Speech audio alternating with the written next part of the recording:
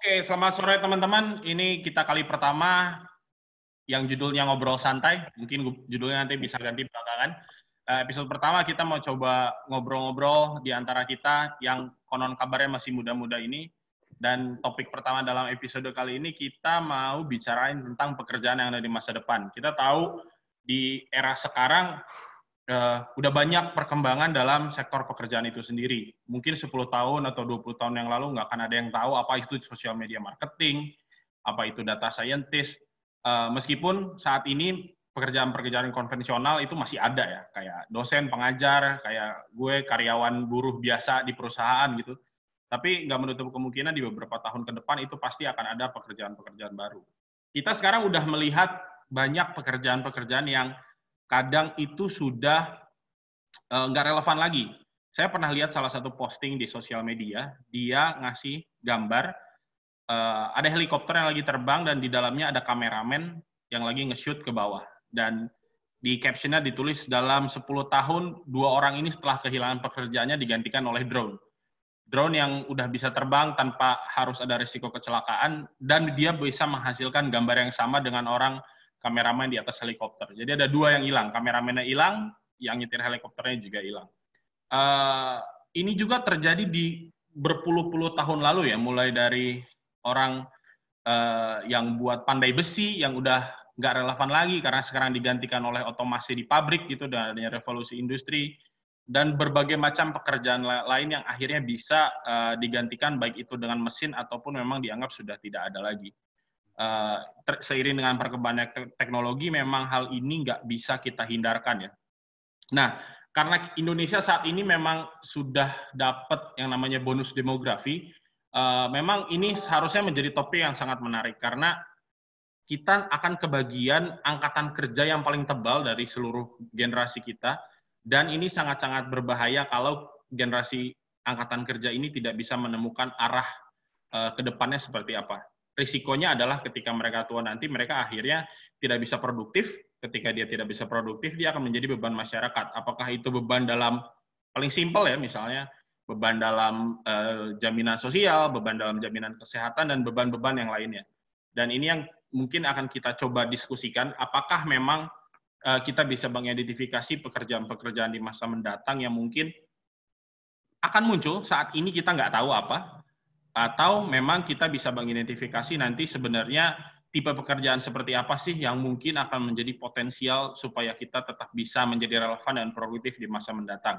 Nah, sekarang kita ada Bang Noir, dosen Unpad yang sebenarnya memantik diskusi ini dan mengusulkan ide ini untuk kita diskusikan pada hari ini. Bang Noir, mungkin Abang bisa share beberapa informasi ataupun beberapa pemikiran awal tentang pekerjaan di masa depan yang bisa kita bahas pada hari ini. Silakan, Bang.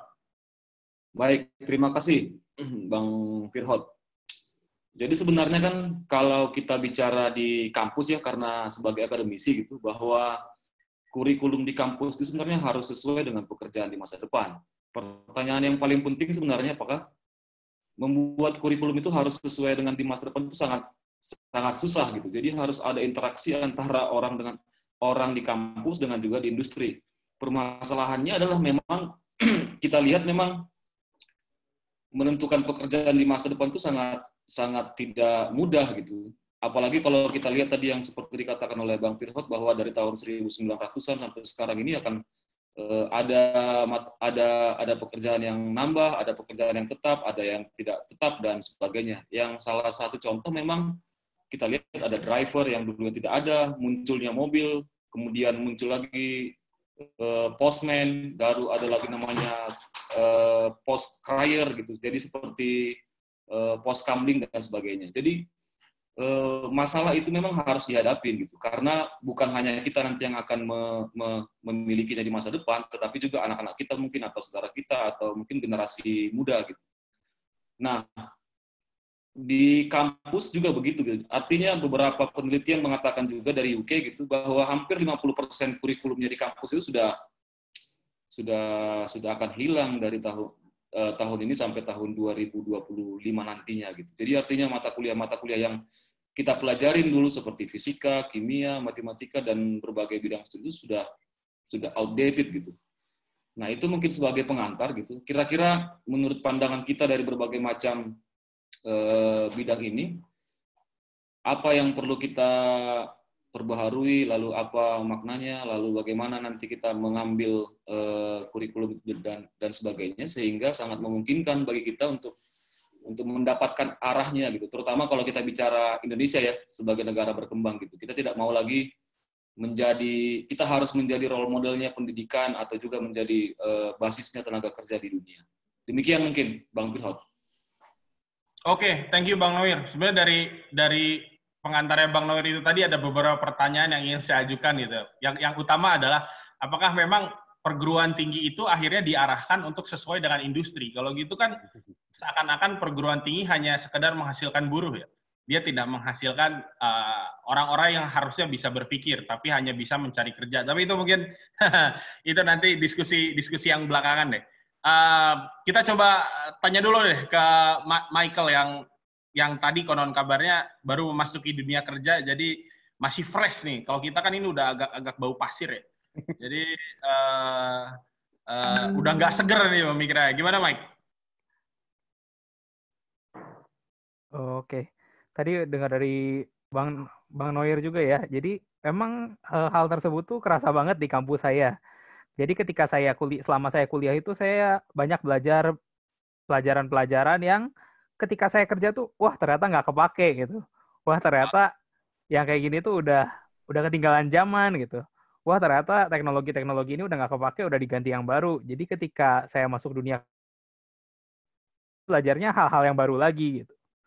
Ini salah satunya mungkin kalau di kampus saya itu difasilitasi supaya mahasiswa-mahasiswanya itu lebih kenal dunia kerja dengan ada praktek.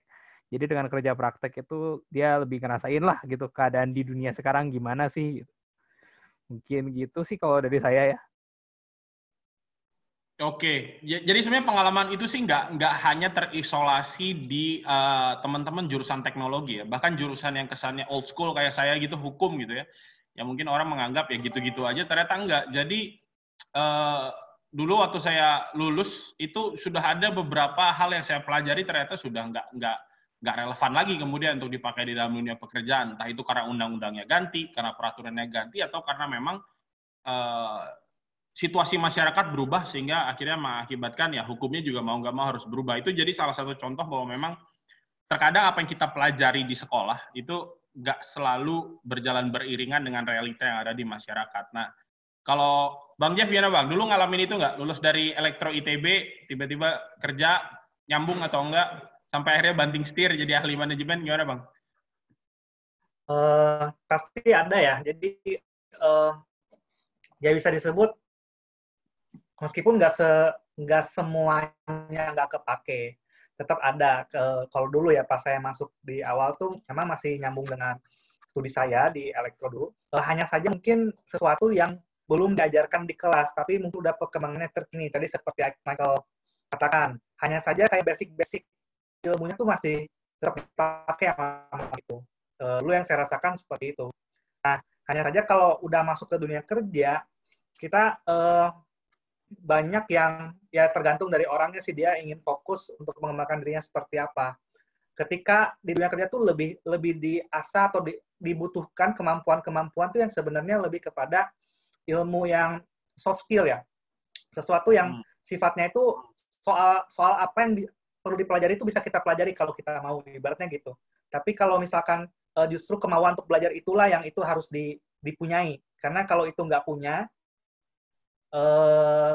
mau kita dikasih barang baru itu kita akan cenderung mudah menyerah gitu. Hal-hal yang kayak gitu yang sebenarnya mungkin nggak secara eksplisit dikasih di kampus, tapi secara nyata sangat dibutuhkan, sehingga mau dalam posisi apapun, dalam pekerjaan apapun kita bisa tough gitu ya untuk melalui. Kira-kira gitu sih, Bang. Berarti kuncinya adaptasi sebenarnya ya, bahwa kemudian yang nggak relevan ya itu tergantung gimana kitanya akhirnya menghadapi perubahan di masyarakat kan ya. Kalau Rizdo sama Basar gimana nih terkait adaptasi dan juga pengalaman selama ini di dunia pekerjaan?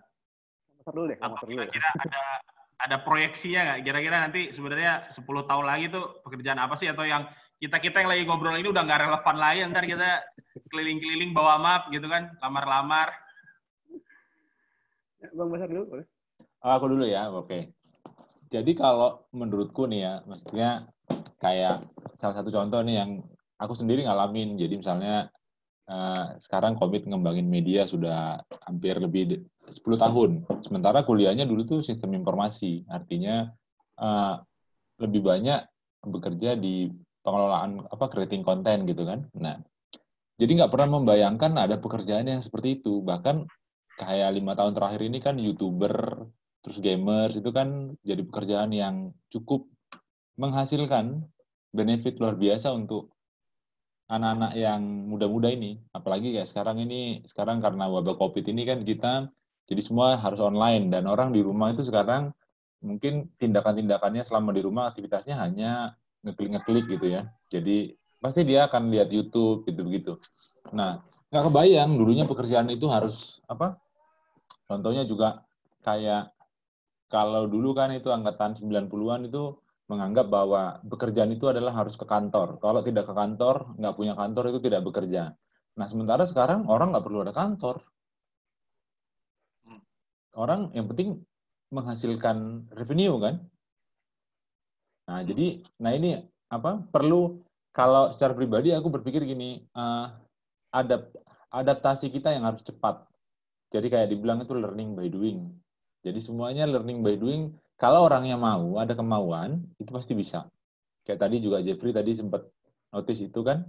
Jadi aku pikir, ya aku belum kebayang nih apa pekerjaan-pekerjaan di depan yang akan lebih spesifiknya akan dibutuhkan. Tapi memang sudah kelihatan tanda-tandanya seperti kayak misalnya creating content itu semakin dibutuhkan, lalu kayak sosial media manajemen itu semakin dibutuhkan. Nah, jadi itu gambaran-gambaran yang sekarang kita lihat akan jadi profesi baru di masa depan. Dan seperti dulu orang bilang bahwa orang yang jurusan teknik akan berjaya lebih dari orang-orang yang bekerja di orang-orang yang kuliahnya ekonomi gitu kan. Tapi sekarang kebalik, teman-teman yang kuliah jurusan ekonomi itu yang justru kemapanannya jauh di rata-rata di atas teman-teman yang jurusan teknik, kira-kira gitu. Jadi perubahan yang memang tidak bisa kita tolak. Jadi cuman gimana caranya kita beradaptasi supaya kita tidak tertinggal gitu. Oke, Dok, gimana Dok? Kalau aku ngelihatnya ya, maksudnya kemarin juga sempat baca-baca dari yang Bang Noir angkat juga, kemarin searching juga gitu. Kira-kira memang untuk ke depan kira-kira apa? Sebenarnya kita udah mulai ngelihat ya sekarang hal-hal yang seperti Bang Basar dan JP tadi katakan, ada hal-hal yang dulunya nggak kebayang tapi bisa gitu ya. Jadi itu bisa terkait dengan hal-hal yang teknologi digital dan yang lainnya gitu. Itu yang biasanya jadi tren, dan dulunya mungkin bahkan dalam 5 tahun belakangan belum terbayang, tapi akhirnya bisa jadi sesuatu yang dianggap sangat penting sekarang, kayak special data analis dan yang lainnya. Itu kan sesuatu yang penting banget untuk diperlukan di masa kini gitu. Nah, kalau saya sendiri ngelihatnya di masa depan, sebenarnya ini sejauh yang saya bisa baca ya dari yang teman-teman unggah juga dari beberapa para ahli berpendapat, saya ngelihat sih sebenarnya kemungkinan besar ada terkait beberapa hal ya. Pasti yang terkait pertama teknologi ya dengan digital, dan itu kemungkinan barunya selalu banyak gitu. Dan mungkin kedepannya kita butuh semacam konsultan juga untuk orang yang jadi advisor buat antara human dengan teknologi, interaksinya seperti apa gitu ya. Jadi semacam macam alat lah, konsultan untuk keamanan data pribadi, konsultan untuk misalnya kalau tubuh kita nanti seandainya udah jadi bisa digabungkan dengan alat digital, itu semacam konsultan tekniknya juga perlu gitu kan, dan hal-hal yang gitu. Tapi yang kedua saya ngelihat selain teknologi dan kaitan teknologi dengan manusia, itu terkait ya seperti yang Bang Basar bilang gitu kan, sesuatu yang konten yang inspiratif gitu ya. Bentuknya mungkin bisa macam-macam lagi, nanti platformnya di masa depan mungkin bukan cuma sekedar YouTube atau yang ini ya, bisa macam-macam. Kita nggak pernah kebayang format-format yang ada bisa dimodifikasi sekian bagaimana nanti mungkin game jadi bisa konten inspiratif dengan virtual reality dan macam-macamnya, itu kita nggak tahu lah, itu sangat mungkin ke depannya gitu. Jadi yang terkait konten-konten inspiratif sana. Dan yang ketiga mungkin yang justru lebih penting kayak hal-hal yang terkait dengan etik ya, humanity kita gitu. Jadi sesuatu yang membuat kita terinspirasi kembali untuk menjadi manusia, tapi dalam definisi di masa depan gitu ya, dalam konteks teknologi yang ada, dan juga kita melihat dan ya nggak tahu ya, kayak pandemi COVID sekarang kan juga membuat kita punya norma yang baru gitu ya. Mungkin nanti ke depannya interaksi fisik jadi lebih berkurang, orang terbiasa di jalan menggunakan masker dan tidak pernah ini gitu. Jadi itu sesuatu yang mungkin akan jadi tren yang nggak kebayang di beberapa waktu sebelumnya gitu. Saya ngeliat sih ada tiga kelompok itu kemungkinan besar di depan yang kelihatan mungkin ya. Jadi yang terkait dengan teknologi dan kaitan antara interaksi teknologi dengan manusia, dan itu biasanya banyak berfokus di teknologi digital menggunakan big data dan yang lainnya. Terus yang kedua terkait konten-konten inspiratif gitu ya, akan selalu ada gitu. Dan yang ketiga itu terkait lebih seperti ya sisi etis, sisi humanity-nya kita gitu. Sesuatu yang menginspirasi kita untuk ke sana. Jadi semacam ada orang yang jadi panduan kita untuk ke sana. Mungkin pemuka agama atau pemimpin partai politik atau yang lain gitu. Pasti punya peran di bagian yang ketiga itu. Tapi kedepannya kita nggak tahu ya, saat ya kita ngeliat lah ya bagaimana beberapa waktu belakangan bagaimana algoritma sosial media bisa mengubah pandangan politik dan yang lain-lainnya. Itu mungkin saya ngeliat, kalau saya yang bisa saya raba sih sejauh ini itu, Bang Firhat. Oke, Bang Risdo, siap. Nah, balik lagi nih ke Bang Noer nih. Mungkin tadi pertanyaan saya yang pertama itu mungkin bisa direspon kalau berhubung Bang Noer berhubungan langsung dengan mahasiswa zaman sekarang ya. Dan yang kedua juga, diskusinya kan tadi berarti ada benang merahnya, yaitu bahwa memang kita semua itu sebenarnya perlu adaptasi ya, bahwa kita jangan terbatas dengan skill kita sekarang, supaya nanti kalau ada perubahan kemudian di masa mendatang ketika kita lulus, kita bisa kemudian belajar dengan cepat dan mengaplikasikan skill kita yang baru. Tapi saya kemudian akhirnya berpikir nih, mungkin nanti di masa depan akan ada beberapa pekerjaan, terutama yang sifatnya repetitif ya, yang mengulang ya, itu yang nampaknya akhirnya nggak akan relevan lagi dan bisa digantikan oleh robot, yang ini sudah semakin jelas kalau kita lihat di pabrik-pabrik ya. Memang Indonesia mau nggak mau karena pemerintah mendorongnya pembukaan lapangan pekerjaan, karena dihitung komitmen investasinya itu dari berapa lapangan pekerjaan yang mereka buat, akhirnya kita mengandalkan manual labor. Tapi mau nggak mau kan di depan pengusaha pun akan berpikir soal efisiensi ya. Mereka akan mencoba melihat mana yang repetitif dan bisa digantikan robot, ya kemudian digantikan oleh robot. Sementara Indonesia ini kayaknya masih mengandalkan industri padat karya nih Bang. Gimana Bang? Ya, tadi mungkin agak kelupaan sedikit ya, bahwa memang sebenarnya ketika buat tulisan tentang tentang surat terbuka kepada Mas Nadiem gitu, kepada Menteri, memang secara pribadi sih memang sangat mendukung sekali programnya Mas Nadiem itu. Ternyata apa yang kita bicarakan hari ini, adaptasi dan segala macam itu, dan teknologi, memang program yang dibuat oleh Nadiem Makarim, bahwa mendekatkan kita ke industri. Jadi sebenarnya perubahan di kampus itu memang sangat harus perlu dilakukan gitu. Jadi itu yang susahnya. Jadi ternyata memang kan masih ada senior kita, termasuk kita yang sudah berbau begini, masih belum mau move on dari pendidikan yang untuk masa depan. Jadi masih tidak mau untuk menghilangkan mata kuliah yang kita senangi dan segala macam. Jadi ada pemikiran seperti ini. Mata kuliah itu penting kalau dosennya juga penting, bukan mata kuliah yang penting bagi mahasiswanya gitu. Jadi itu yang masih ada di kungkungan akademik. Jadi ketika mengajar pun mereka tidak akan menghilangkan mata kuliah itu gitu. Nah, itu yang paling penting. Jadi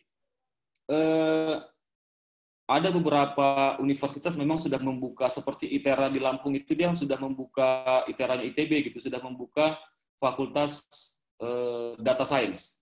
Artinya itu memang baru banget itu di Indonesia, tidak ada gitu. Kemudian di luar juga memang ada, kalau di Inggris dia namanya ada fakultas kritik. Jadi dia tugasnya hanya untuk mengkritik aja gitu. Bagaimana mengkritik pemerintah secara baik, dan itu hanya diajarkan dalam satu fakultas. Nah, akan sangat susah memang di Indonesia karena kita masih menganut sistem yang konvensional tadi gitu. Nah, seperti yang dikatakan oleh Risdo tadi, memang mungkin pertanyaannya adalah kenapa bisa pekerjaan itu berubah memang. Artinya kenapa ada pekerjaan yang baru itu? Mungkin salah satunya adalah teknologi, mungkin salah satunya gitu. Jadi sangat penting bagi kita memang untuk beradaptasi dengan teknologi, beradaptasi dengan sosial dan sebagainya. Itu mungkin sebagai pengantarnya lagi, Bang Firhat.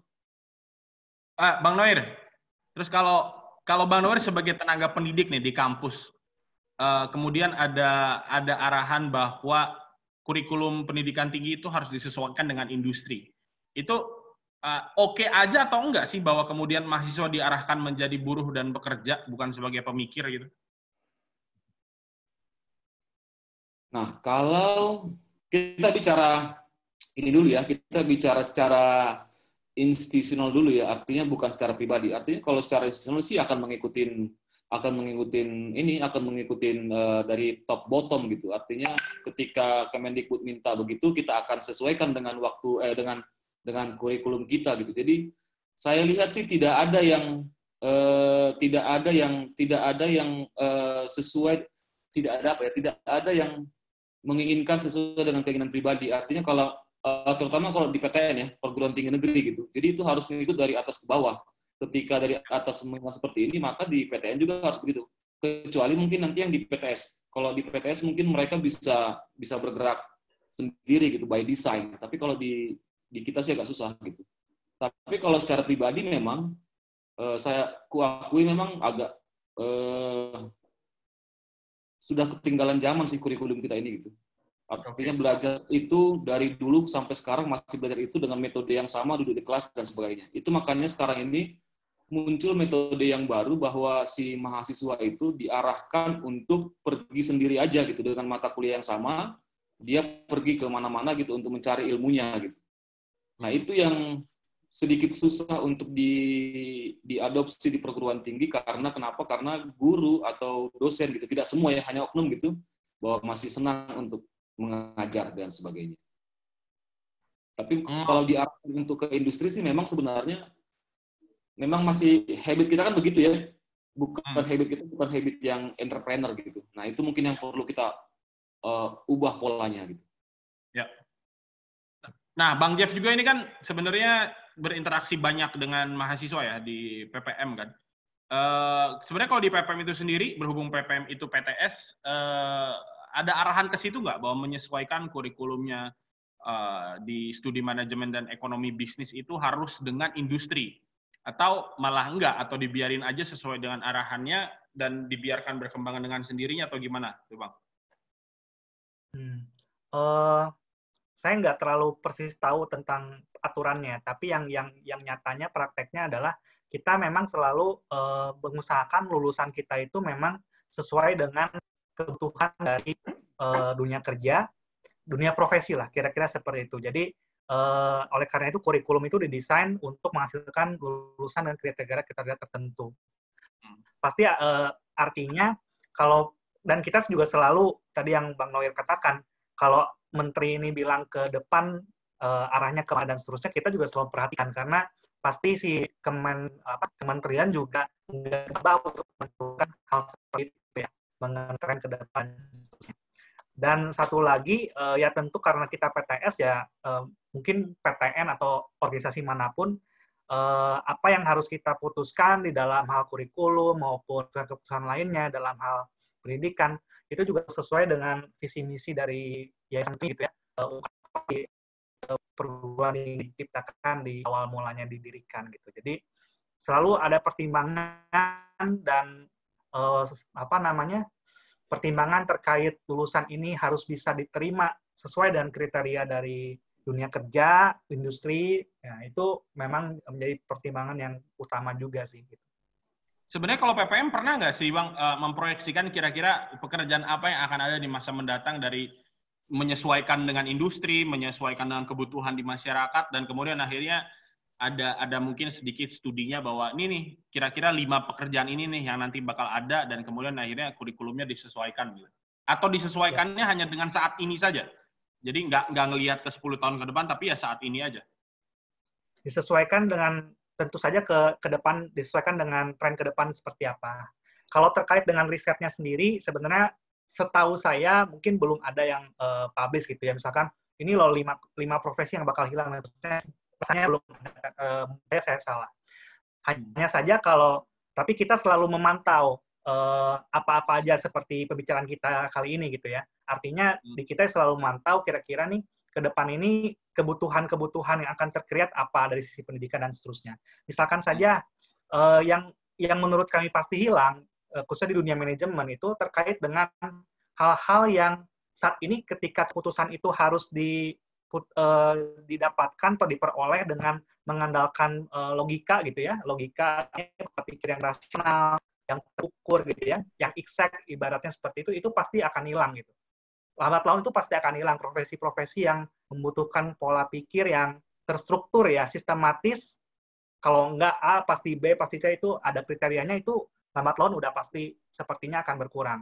Tapi kalau misalkan di mana di pola keputusannya itu masih perlu variabel yang begitu banyak, dan bahkan mungkin mengandalkan intuisi gitu ya, yang namanya kan pengusaha atau bisnis kadang-kadang ada sesuatu yang nggak bisa dijelaskan dengan logika biasa. Nah, mengandalkan judgement yang lebih besar itu mungkin akan lebih banyak bertahan. Nah, hal seperti itu selalu kita lihat juga, terutama di bidang-bidang yang memang kita kan di manajemen gitu ya. Jadi kita ngelihat nih, kira-kira keilmuan-keilmuan yang bakal usang apa. Memang banyak sekali yang usang gitu ya. Artinya textbook yang kita pakai juga isinya banyak sekali memang konsep dasar gitu. Konsep dasar yang mungkin tentang formula, tentang rumus yang tertentu, yang mungkin di saat ini orang nggak perlu tahu konsep itu, tapi udah bisa pakai karena udah pakai software gitu ya, seperti itu. Nah, kita ini tantangan sendiri bagi si perguruan tinggi ini untuk bisa mendudukan ini. Ketika kita ngajarin ini konsepnya begini, kita harus bisa menunjukkan juga di prakteknya itu udah seperti ini. Kalian udah nggak perlu tahu lagi sebenarnya rumusnya gimana. Meskipun ketika kita tahu rumusnya gimana, itu akan membantu banyak dalam kita mengerti ya cara software itu bekerja dan seterusnya. Tapi artinya variabel yang sudah dipertimbangkan di software itu udah begitu kaya gitu. Artinya ilmu-ilmu terapan seperti bisnis dan manajemen itu ke depan itu akan banyak terdisrupsi sih dibanding ilmu-ilmu yang menurut saya sih ilmu-ilmu yang kayak yang mengandalkan rasa gitu ya, kayak desain atau psikologi yang banyak human touch-nya itu mungkin akan lebih belum tergantikan nih. Tapi kalau ilmu terapan yang basically menerapkan suatu konsep tertentu, teori tertentu, ini akan banyak terdisrupsi seiring dengan perkembangan teknologi yang tadi sudah dibahas juga ya.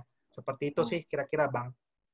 Nah, ini menarik nih dari Bang Jeffrey nih, terutama buat Michael yang baru masuk dunia kerja. Itu kan tadi katanya yang bakal hilang adalah yang sifatnya logik gitu ya, dan bisa terprediksi. Sebenarnya yang nggak akan hilang adalah yang nature-nya itu intuisi. Nah, kan di bidangnya Michael kan sendiri di informatika ya. Di apa sekarang, Mike? Programming atau di bagian mana ya? Software development? Iya, lebih ke software development ya, programming. Nah, software development sama programming kan itu sebenarnya ini ya, sangat logik dan sangat exact ya. Apakah kemudian di dalam industri yang Michael itu sendiri udah kelihatan bahwa sekarang manusia udah nggak dibutuhkan lagi gitu ya? Tinggal nanti masukin code selesai gitu terus jadi game atau gimana? Atau ada sempat diskusi nggak sama teman-teman soal itu? Kalau dari saya sih sejauh ini sih kelihatannya justru dunia IT itu nggak akan tumbang dalam waktu dekat ya, karena melihat perkembangan teknologi yang ada. Kalau misalnya sekiranya nanti kita bakal bisa bikin robot gitu yang yang bisa bikin program, kan yang bikinnya juga orang IT juga gitu. Kalau kita bikin apa yang bisa ngambil keputusan, yang bikinnya kan orang IT juga gitu. Jadi kalau menurut saya sih, kalau saya sih ngerasanya sama teman-teman mungkin masih relatif. Oke, jadi tapi ada nggak ketakutan bahwa kemudian pekerjaan yang nantinya bisa dilakukan oleh 3 orang gitu ya, tiba-tiba bisa dikerjakan oleh 1 orang hanya dengan bantuan komputer, itu sebenarnya jadi kekhawatiran sendiri nggak sih di anak-anak IT zaman sekarang? Rasanya sih belum ada sih kekhawatiran soal kayak gitu. Soalnya dengan teknologi sekarang juga kan udah banyak yang maju-maju, udah banyak yang ngebantu ngebikin apa kerjaan jadi lebih cepat, tapi kenyataannya kebutuhan IT malah bertambah. Oke, berarti memang kalau di dunia IT justru human interface-nya itu masih penting ya? Bahwa kemudian ada manusia yang berperan untuk menjalankan semua sistemnya itu ya? Sepertinya demikian sih. Karena sampai sekarang belum kerasa soal gimana rasanya digantiin robot gitu. Sama, itu biasanya jadi pemikiran semua orang. Biasanya kita mikir pekerjaan kita nggak digantiin robot. Enggak. Tiba-tiba 5 tahun ke depan, anjrit, dipecat, silakan, ini udah ada robot yang menggantikan. Gitu. Sama, nah ini buat Basar juga nih. Ini kan Basar ini kan udah ngelola media sejak lama ya. Jadi waktu itu gue sempat dengerin podcast di Freakonomics. Ada satu AI, Artificial Intelligence, yang mereka bisa ngebuat tulisan itu hanya memasukkan beberapa variabel, terus kemudian dia melakukan search engine, kemudian dia bisa menghasilkan tulisan yang feel-nya itu kayak tulisan feel manusia. Berarti kan kerjaan lu nanti nggak dianggap lagi, Basar. Gimana tuh? sebenarnya kalau AI kan memang itu kan sistemnya dia mesin lah kira-kira gitu ya, nggak ada rasanya di situ. Kalau sampai hari ini sebenarnya itu banyak dilakukan kayak seperti apa booth-booth gitu di beberapa apa penyedia fasilitas sosial media. Jadi tapi tetap beda, tetap ketahuan maksudnya bahwa ini bukan kerjaannya manusia. Karena ya itu tadi nggak ada struktur, misalnya struktur apa perasaan, lalu pikiran gitu nggak ada. Karena dia istilahnya main terabas aja gitu kan. Nah, tetap aku rasa sih kalau untuk orang-orang media sekarang itu justru malah tertantang gitu karena sekarang itu gimana sekarang itu creating konten yang inspiratif tidak hanya cuma persoalan traffic tapi bagaimana membantu manusia untuk apa ya untuk lebih artinya dia lebih berkembang, ada banyak sisi-sisi positif, apa dia lebih punya rasa kemanusiaan, dia melihat dengan logis gitu loh. Nah, kalau apalagi sekarang kan di negara kita ini ada kan sekarang itu apalagi kemarin tuh bulan lalu sebelum PSBB di Bandung itu kan baru-baru awal COVID pemerintah bilang untuk mulai WFH kan stay di rumah. Nah itu kan di situ orang panik ya selain apa orang panik beli belanjaan segala macam lalu juga orang itu banyak mengirimkan hoax. Nah ini kan satu tantangan sebenarnya buat orang-orang media bagaimana kita memberitakan sesuatu yang faktual. Jadi tidak lagi asal bikin berita. Karena kita harus berpikir psikologis pembacanya. Nah, seperti itu. Jadi kalau psikologis pembacanya itu hilang, artinya ya orang akan jadi liar gitu. Nah, jadi disinilah kalau misalnya kalau tanya soal media, ya orang-orang media akan kerja bagaimana kalau buat saya pribadi itu ya value itu yang harus kita pertahankan gitu dan itu pasti akan terus ada gitu. Kalau untuk salah satu misalnya kayak di elemen di bidang media tuh kan media sekarang itu kan online kebanyakan. Untuk media online sebenarnya pekerjaan yang akan digandrungi, yang akan terus dikerjakan itu adalah jadi admin situsnya si media ini. Karena itu pekerjaan kecil dulunya dianggap itu pekerjaan remeh-temeh lah gitu kan cuma masukin data doang, input gambar gitu. Tapi itu jadi sekarang itu jadi pekerjaan yang sangat kritikal. Gitu loh. Karena orang sekarang udah main interface-nya tuh udah apa di gadget kan.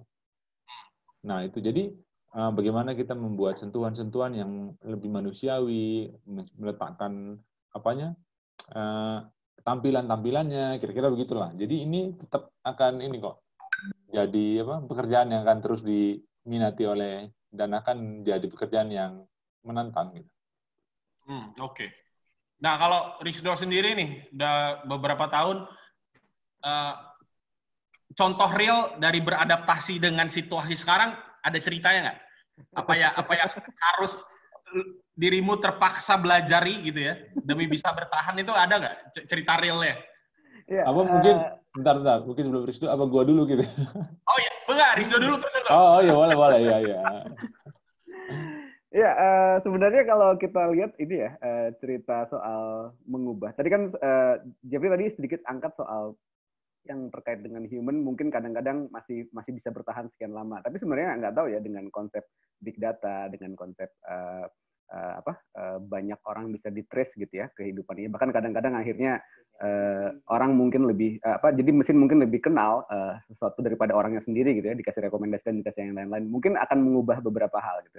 Nah, dalam pengalaman sendiri di dalam dunia media tulisan gitu kan, sekarang kan memang akhirnya terbatasi ya gitu. Kalau zaman dulu teman-teman waktu dulu di Vokal itu kan nulisnya sampai 800 kata gitu ya, panjang gitu kan.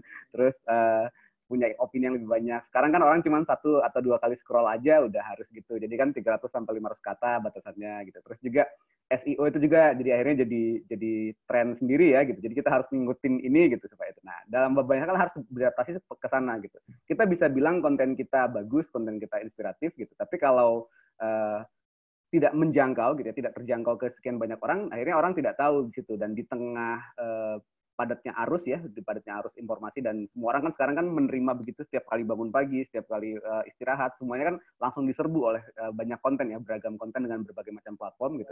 Itu yang akhirnya jadi mau nggak mau harus didengar dulu dengan cara masuk ke penyesuaian sana. Itu yang akhirnya jadi mengubah beberapa hal sih. Jadi mengubah cara ini dan kita nggak kebayang kan kalau dulu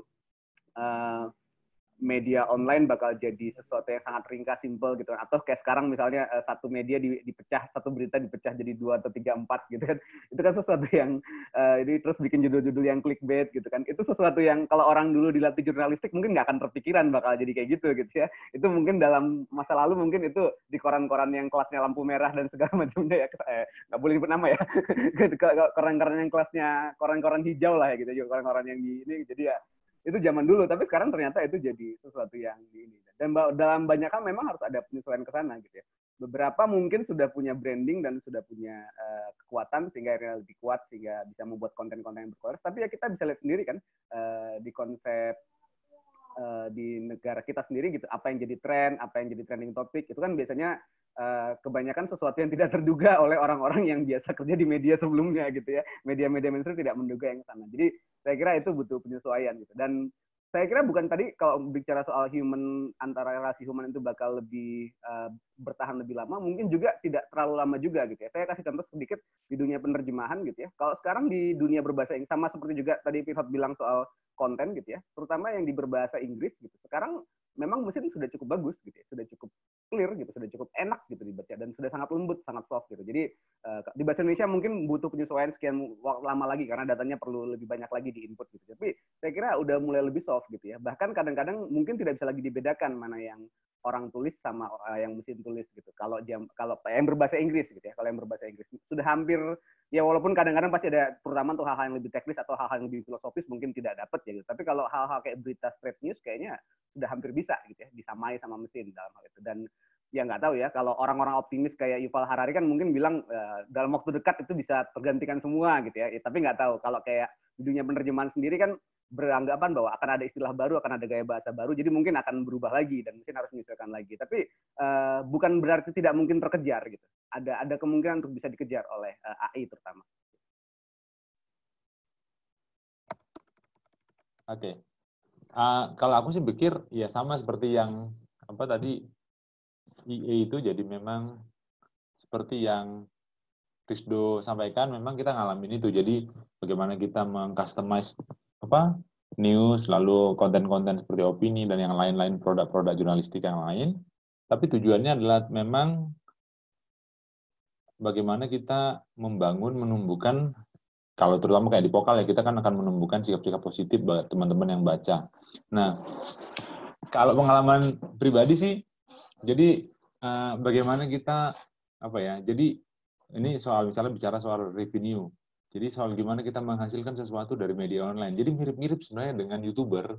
Jadi kita creating konten, terus cari viewer gitu kan, nge-share kemana-mana, lalu ya itu kita berharap itu akan jadi satu media satu konten yang akan diteruskan ke orang lain gitu.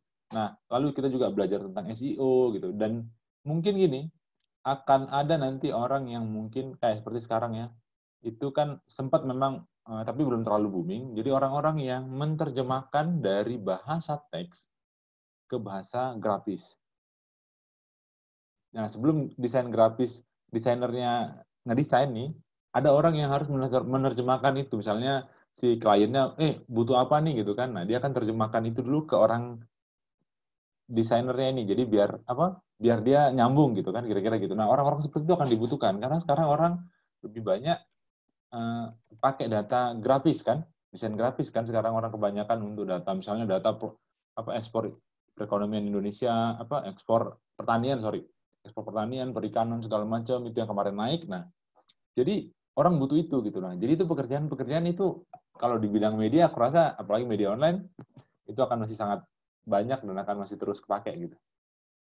Tapi ya memang proses beradaptasinya lalu belajarnya itu memang harus cepat gitu ya. Nah, siapa yang mau melakukan itu, dia akan jadi pemenang gitu lah kira-kira. Bang Noir, pengalaman yang real beradaptasi dengan situasi saat ini, bisa cerita nggak? Sebagai apa? Sebagai itu ya. Kalau sebagai pendidik sih begini. Kalau kita ini kan generasi X kayaknya ya, generasi X dan Y gitu. Lahir tahun 70-an sampai 80-an gitu. Kemudian mungkin itu adalah generasi Z atau generasi milenial gitu. Nah, sebagai pendidik sih mungkin dulu bukan apa ya, bukan mahasiswa lagi yang beradaptasi dengan si dosennya gitu, tapi dosennya juga yang beradaptasi dengan si mahasiswanya.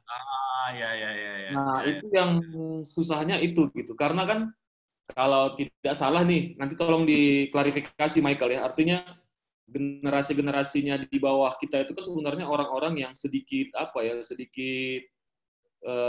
tingkat kepedeannya tinggi gitu, tingkat kepedean tinggi, tapi substansinya mungkin mereka belum kuat gitu. Jadi artinya ada yang bicara asal bunyi saja atau gimana gitu. Tapi mungkin tidak Michael gitu, tapi mungkin yang lainnya begitu. Jadi kepedean itu sangat tinggi sekali kalau dibandingkan dengan kita ya. Nah, artinya cara belajar mereka juga berbeda tuh. Artinya cara belajar mereka itu adalah senangnya belajar sendiri dan sebagainya. Nggak kayak kita yang sering kumpul nggak kumpul asal makan gitu, kumpul nggak kumpul asal ngopi begitu kan ya. Jadi mereka ini adalah orang-orang yang begitu. Jadi nah kalau kita pertahankan tetap di kita, ilmunya nggak masuk ke mereka. Artinya kita harus ngikut jadwalnya mereka, jadwalnya bagaimana mereka berpikir dan sebagainya gitu. Nah itu mungkin yang karena kan dalam beberapa kasus mereka ini adalah orang-orang di masa depan gitu. Itu yang yang sedikit harus kita, jadi akan banyak sekali adaptasi yang kita lakukan. Bahkan kalau diskusi juga sekarang kan dengan COVID juga akan tambah lagi gitu. Jadi kita nggak tahu software apa gitu kayak Zoom dan segala macam. Sekarang kita jadi tahu orang-orang yang old school gitu.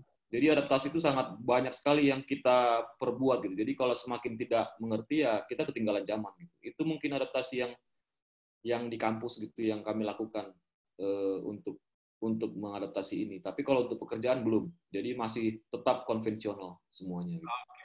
Kalau Bang Jeff gimana Bang? Adaptasinya yang real, yang pernah dijalankan untuk menyesuaikan dengan perkembangan zaman ada nggak ceritanya? Sebenarnya mirip dengan Bang Noel aja ya, khususnya di zaman yang saat ini, yang sekarang ini. Tapi sebenarnya mungkin 1 tahun terakhir memang kita baru sebenarnya ketinggalan dibanding univ-univ lain pakai teknologi online misalkan gitu. Nah itu memang penerimaannya cukup lambat ya, artinya banyak resistensi gitu. Hanya saja dengan ada COVID ini itu cepat banget diakselerasi, dipaksa gitu, orang harus bisa jadinya. Jadi sangat di satu sisi ya ada positifnya juga sih gitu ya si COVID ini. Itu sih paling Bang kalau aku pribadi dulu ya mungkin menyesuaikan ketika ini aja dalam arti di pekerjaan itu kan sebenarnya kita nggak bisa menduga sepenuhnya apa yang akan dikasih ke kita di masa depan gitu ya. Entah itu dalam hal tugas, entah itu dalam posisi dan seterusnya. Nah artinya ketika kita punya sesuatu yang baru, dimasukkan ke dalam posisi baru atau peran yang baru, nah sama sekali baru, nah itu benar-benar yang dituntut ke kita untuk bisa, tadi yang Bang Basar bilang, sebagai kemauan atau kemampuan belajar dengan cepat, itu yang sangat diandalkan sih. Karena itu sangat-sangat menentukan lah, kita bisa atau enggak akhirnya di situ. Sehingga kalau sedikit merujuk pada Nadiem itu kan di awal-awal dia jadi menteri itu dia selalu menggaung-gaungkan yang namanya 6C ya. Ada computational thinking, kemudian kreatif ya, kreativitas, critical, collaboration, communication, compassion. Saya rasa sih itu benar-benar kayak, ya itu memang ilmu dasar yang harus dimiliki manusia gitu. Dan memang dikembangkan nggak bisa cuma di perguruan tinggi, bahkan jauh sebelum itu. Sehingga ketika dia masuk ke perguruan tinggi, bahkan mungkin di masa depan, ya nggak tahu juga ya, kita mungkin universitas sudah nggak ada, tapi semua orang tinggal Google sendiri aja semuanya gitu, belajar dari Google.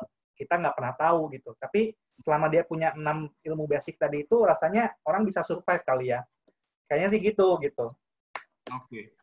Mike, sebagai yang baru masuk dunia kerja dan lebih baru dari kita lah, sejauh ini adaptasi apa yang udah pernah dilakukan nih untuk menyesuaikan diri dengan perkembangan zaman?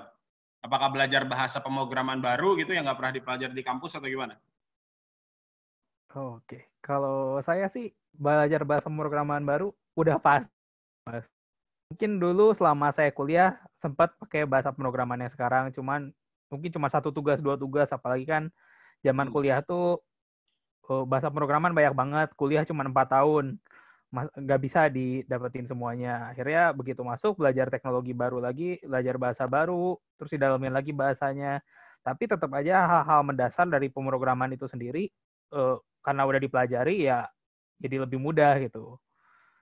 Terus Oh, ya karena bahasa pemrograman satu yang dengan yang lain juga nggak jauh beda, cuman beda cara nulisnya aja lah, kayak belajar bahasa Indonesia jadi belajar bahasa Inggris gitu kurang lebih. oke. Terus kalau di kampus saya sih emang pada dasarnya dia lebih mengutamakannya ke bagaimana kita belajar, bagaimana untuk belajar. Jadi ketika baru masuk kuliah itu saya pernah diajarin bahasa pemrograman yang udah jadul banget, udah nggak kepake lagi. Kalau dengar bahasa Pascal gitu, mungkin sekarang udah nggak ada Oh, masih. program yang pakai Pascal udah nggak ada gitu. Tapi tujuannya ya untuk memperkenalkan dulu. Jadi setelah itu ketika udah mengerti pemrograman itu apa, baru dimasukin ke bahasa yang kepakainya gitu kurang lebih. Oke. Jadi kalau di pekerjaan lo memang mau nggak mau dituntut harus adaptasi terus ya dengan bahasa pemrograman baru ya? Iya betul. Apalagi sekarang kan ada framework juga supaya buat mempercepat pemrograman gitu. Dan Ya. machine learning juga udah mulai dimasukin. Jangan lupa belajar machine learning. Ya. Oke. Nah, ini udah banyak nih. Satu sama lain ada yang mau saling tanya nggak? Basar, Rizdo mau nanya ke Bang Noir atau ke Bang Jeffrey atau ke Michael bahkan, ada yang mau ditanyain nggak? Jangan ke gua nggak bisa jawab. Kalau aku sih mau ngasih ini sedikit aja, statement aja gitu. Jadi ketika tadi bicara revolusi industri 4.0 bahwa memang teknologi itu bahwa pusatnya itu adalah di teknologi. Itu yang dimunculkan dalam revolusi industri 4.0. Tapi di Jepang sekarang sedang muncul gitu bahwa ada namanya Society 5.0. Artinya pusatnya bukan lagi di teknologi, tapi pusatnya memang dia kembalikan lagi ke manusia gitu. Nah, ini yang memang masih sekarang lagi perdebatan gitu, bahwa di masa depan itu memang bukan lagi di teknologi, tapi teknologi tetap membantu ke manusia sebagai pusatnya. Jadi memang masih sedikit papernya gitu, tapi akan sangat bagus juga ketika memang tidak teknologi lagi yang menguasai kita, tapi mungkin manusia tetap berada di sumbu utamanya dan teknologi tetap memang yang menjadi supportingnya gitu. Jadi itu mungkin yang paling penting mungkin untuk ini ya, tetap salah satu supportingnya untuk pekerjaan di masa depan gitu. Itu mungkin itunya yang paling penting. Siap Bang. Yang lain ada mau nanya nggak? Nanya ke yang satu sama lain. Saya nggak tahu. Mau nanya dulu deh, kalau ke teman-teman yang ngajar kemarin gimana sih? Rata-rata kan sangat old school ya. Pas di pandemi COVID ini kan pasti dipaksa gitu untuk jadi online gitu. Saya ingat kemarin ada teman cerita gitu. Ada satu orang temen yang dosennya ngajar gitu kan pakai Zoom, terus pakai ini background-nya kentang gitu.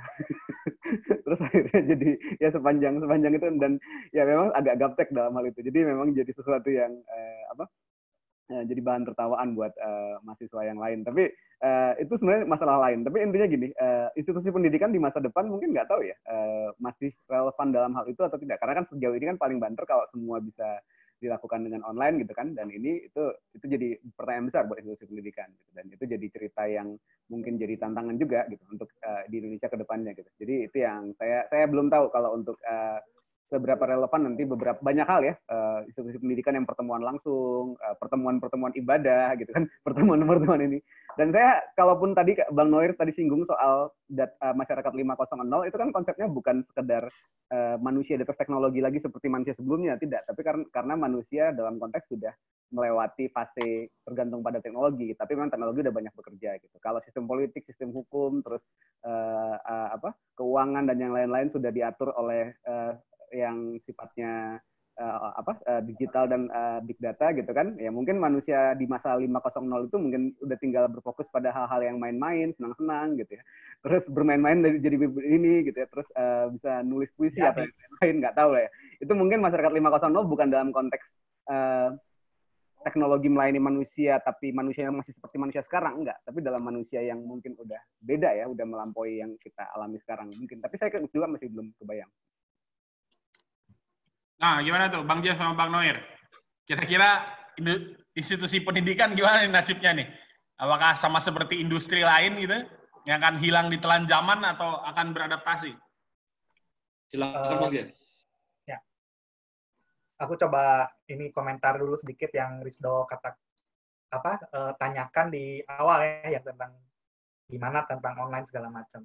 Sebenarnya memang dari sejak tahun lalu kebetulan saya waktu itu memang lagi setup itu program online gitu di kampus. Jadi sempat juga ngikutin berita-berita segala macam. Itu dari Kemendikbud waktu itu ya, masih Kemendikbud ya namanya. Kemenristek-Dikti kali ya. Nah, itu banyak memang salah satu inisiatif strategisnya itu adalah bagaimana meningkatkan adopsi dari online learning di Indonesia gitu ya. Kenapa? Karena itu juga akan cukup membantu di dalam rangka meningkatkan mungkin kalau nggak bahasa awamnya karena saya awam gitu ya, pemerataan kesempatan untuk mengakses pendidikan di seluruh wilayah kita yang begitu besar gitu. Sehingga kalau infrastrukturnya yang konon katanya udah cukup menjangkau semua provinsi dan segala macam, itu kan artinya koneksinya udah ada, tinggal dimasukin konten aja dan orang harus tinggal punya alat untuk mengakses. Nah, alatnya pun bisa lewat mobile phone dan seterusnya. Jadi itu cukup digalakkan menurut saya ketika tahun lalu tuh lumayan didengungkan gitu ya. Nah, artinya ke depan banyak perguruan tinggi yang masih konvensional waktu itu meragukan efektivitas dari online learning itu. Di antaranya karena nggak ada human touch ya, nggak ada tatap muka. Sampai kapanpun katanya gitu kan, kalau kita nggak tatap muka tuh pasti rasanya beda, ada yang hilang di sana. Ada didikannya wisdomnya itu nggak terdeliver kayak gitu ya. Kadang-kadang kan dari dosen itu kita dapat wisdom dan seterusnya. Nah, mungkin hal-hal yang kayak gitu yang waktu itu lumayan diperdebatkan gitu ya, apakah bisa menggantikan seluruhnya atau tidak. Nah, sehingga kalau saya lihat ujian di masa COVID ini di mana semua institusi pendidikan beralih ke online, itu merupakan suatu ujian tersendiri untuk melihat efektivitasnya sebenarnya. Kita juga lagi uji coba nih ceritanya kan, dengan cara online yang kita pakai ini, sebenarnya sudah cukup nggak sih gitu untuk meningkatkan level knowledge-nya si mahasiswa itu ke titik minimum dulu lah gitu ya, seperti itu. Apakah udah cukup efektif atau belum? Ini juga ujian tersendiri. Hanya saya kalau lihat memang tren ke depan dan juga tren dari dunia-dunia di luar, itu memang online learning itu udah kayak keniscayaan sih kelihatannya ya. Seperti itu. Memang ada beberapa ilmu yang nggak bisa digantikan, memang ada. Tapi nanti dengan teknologi yang dibikin Michael, misalkan, di bidang kodoktoran sebenarnya itu udah mulai kelihatan kan sekarang gitu ya. Operasi jarak jauh kayak gitu-gitu udah mulai terwujud gitu. Jadi ya kayaknya gitu sih Rizdo, keniscayaan kayaknya. Nggak tahu tapi di Bang Noir gimana nih ininya pendapatnya? Kak, gimana tuh Bang? Ya, kalau secara pribadi sih mungkin di masa depan sih kayaknya aku sih pesimis bahwa universitas itu akan ada lagi gitu. Artinya tidak dibutuhkan lagi sekarang ini. Nah, kalau dulu memang kalau kita lihat di zaman-zaman tahun 90-an itu yang butuh mahasiswa adalah industri gitu. Nah, sekarang kebalikan tuh. Universitas yang butuh industri gitu. Kemana sih mahasiswa kita akan belajar? Ya pasti ke industri. Nah, kenapa? Karena ya alat di kampus, teknologi di kampus itu ketinggalan zaman gitu. Artinya udah terbalik gitu. Sama seperti, mohon maaf nih, sama kayak Malaysia dengan Indonesia aja kita sekarang nih. Artinya dulu kita tuh mereka belajar dari kita, sekarang kita belajar dari mereka gitu. Nah, kemungkinan sih di masa depan akan seperti ya kayak zaman dulu Plato dan Aristoteles aja. Jadi akan belajar di rumah gitu sendiri, orang datang ke rumah, tidak lagi di kelas lagi. Karena memang secara konsep ada yang bilang memang bahwa ketika ingin belajar efisien dan efektif, belajarlah di kampus gitu, di kelas gitu. Karena itu memang dia terprogram dan segala macam. Tapi sepertinya nggak di masa depan nggak akan, menurutku sih nggak akan seperti itu lagi gitu. Artinya ada pola perubahan dari belajar konvensional yang di kelas dengan belajar dengan orang-orang yang sudah expert aja gitu. Nah jadi aku sedikit pesimis terhadap masa depannya si universitas, walaupun sebagai pendidik ya. Nah kemudian kalau terkait dengan teknologi di masa COVID mungkin ya kayaknya nih, ini hanya pendapat pribadi aja bahwa sebenarnya kan orang Indonesia kan suka yang baru gitu. Artinya walaupun tadi seperti dikatakan oleh Bang Jeffrey ini sudah lama di luar, tapi di Indonesia itu ketika sesuatu ada yang baru itu menjadi booming gitu. Nah, Zoom ini dan segala macam ini kan baru digunakan di Indonesia gitu. Artinya ya sama kalau kita dulu punya Line, punya WhatsApp, punya WeChat, semuanya yang berbau percakapan itu kita punya tuh. Nah, sementara kalau kita lihat di luar negeri, mereka hanya punya satu tuh, WhatsApp. Nah, gitu kan. Dan memang mereka continue di situ. Nah, kita kan yang baru-baru kan suka ya. Artinya sepertinya ini hanya sesaat aja. Dan aku sih pesimis bahwa online ini akan berlaku banyak di Indonesia gitu, akan masif dilakukan setelah COVID, tapi hanya sebagian aja gitu. Karena memang habitnya kita itu memang kan suka yang ngumpul-ngumpul tadi. Itu memang yang agak susah dirubah habitnya di Indonesia dibandingkan dengan yang di luar. Nah, kenapa? Karena ya cuaca kita panas gitu. Lebih suka kita di luar rumah dibandingkan dengan dalam rumah. Itu makanya kalau kita lihat di luar negeri itu bangunannya bagus-bagus banget tuh. Karena memang mereka sering di rumah, mereka membuat dulu rumahnya bagus dibandingkan dengan yang di luar. Kalau kita kan enggak. Rumah kita itu kelihatan jelek, tapi pantainya bagus, kalau macam, makanya kita suka di luar. Nah, itu memang sangat susah mungkin untuk mengubah budaya itu. Jadi, orang Indonesia ini kelihatan malas dia, tapi bukan malas sih sebenarnya kita. Kita hanya menikmati waktu aja, sama menikmati Indonesia gitu. Yang indahnya tidak ada di tempat lain gitu. Jadi, poin pertama sih memang sedikit ragu dengan kemampuan universitas untuk mengimbangi teknologi masa depan. Itu yang pertama, karena memang kita bukan dari sisi sumber daya, tapi dari sisi teknologi yang ketinggalan zaman dibandingkan dengan industri gitu. Bayangin, kalau di kita aja gitu, bahwa untuk rapat aja mungkin kita hanya sekali sebulan, atau sekali 2 bulan. Coba kalau di industri, atau di media televisi gitu, mereka itu rapat pagi, sore, pagi, sore, pagi, sore, pagi, sore gitu. Jadi mereka punya target harian, bulanan, dan tahunan. Kita nggak punya tuh. Kita hanya punya target 5 tahunan. Nah, begitu jauhnya tertinggal orang berpikir itu dibandingkan dengan di masa depan. Itu mungkin yang poin pertamanya. Poin kedua mungkin ya tadi. Ya kalau mau konsisten dengan online learning atau segala macam, kita harus masif dan juga continuous dibandingkan dengan ini. Karena budaya kita agak sedikit beda dengan yang budaya yang di luar. Makanya mereka bisa berhasil dengan online learning itu karena mereka memang cuaca dingin dan segala macam. Begitu mungkin. Siap. Yang lain ada yang mau ditanya lagi nggak? Basar, Michael? Cukup sih. Rasanya sepakat dengan apa yang disampaikan sama Pak Bang Noir dan Jepri. Ya, ini cukup memperkaya, menambah semangat juga untuk terus belajar. Tapi yang paling, kalau buat aku pribadi sih, memang poin pentingnya adalah bagaimana kita beradaptasi, kita mau belajar beradaptasi dengan cepat, dan kita mau learning by doing. Mau nggak mau kita harus jadi orang yang seperti itu. Jadi ingat, kalau orang dulu suka bilang kan, pernah dengar nggak? Itu kok dia multi talenta ya, anaknya gitu, multi talent gitu ya. Nah, kita kan sering dengar orang begitu. Rasanya itu harus kita ganti sekarang. Dia itu orangnya learning by doing ya. Nah, jadi kira-kira itu yang kata-kata yang tepat untuk menyikapi setiap perubahan. Karena semua orang sekarang kaget, semua orang kena dampaknya dengan adanya COVID ini. Kita belajar ujuk-ujuk langsung belajar online gitu kan. Nah, sementara untuk online itu kita menjelaskan pun kita butuh energi yang lebih kan, kalau ketimbang kita tatap muka seperti itu. Jadi kita kaget semuanya. Tapi rasanya orang-orang di negara kita ini cepat belajar, mereka bisa gitu loh. Kan kita lihat sekarang teman-teman semua pada pakai Zoom meeting dan yang lain-lain, kira-kira gitu kan. Nah ini salah satu ciri bahwa orang Indonesia itu cepat belajar. Dan cepat lupa kali Bang ya? Nggak cepat lupa, ya bisa jadi. Aduh. Gitu. Mike, gimana Mike? Ada yang mau ditanyain ke yang lain nggak Mike? Kalau dari saya mungkin enggak dulu sih. Oke, siap. Nah, kita udah ngehit 1 jam nih, pas 1 jam. Tadi kita mulai jam 4, sekarang jam 5:02. Mungkin ada beberapa tadi hal-hal penting ya yang bisa kita dapat dari diskusi sore ini. Satu adalah adaptasi itu kata kunci yang sangat penting. Gimana caranya kita bisa menyesuaikan dengan perkembangan zaman, gimana caranya kita bisa menyesuaikan dengan kebutuhan masyarakat. Dan yang kedua adalah keinginan untuk terus belajar. Itu yang sangat krusial ya. Karena kalau kita nggak mau belajar ya mau nggak mau kita akan tertinggal dari apa yang terjadi pada saat ini. Ketika kita tertinggal ya mau nggak mau kita akan menjadi tidak relevan lagi.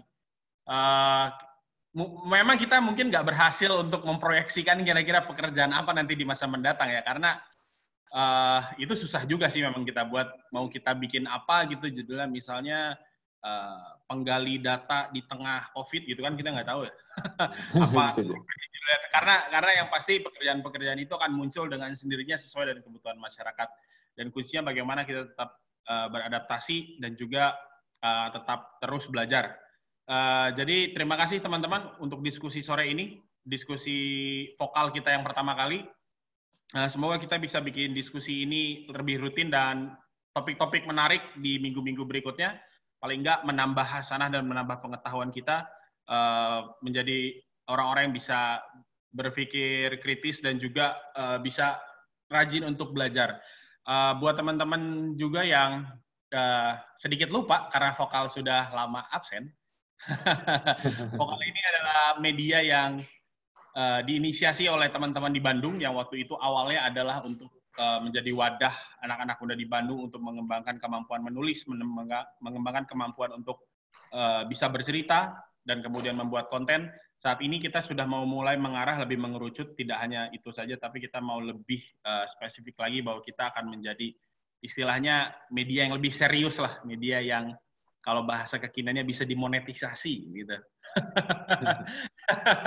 yang Betul. kita udah mulai punya bisnis plan dan lain sebagainya.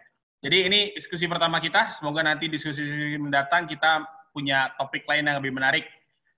Sekian teman-teman. Terima kasih dan selamat sore. Thank you. Yo, thank you. Sore. Sore.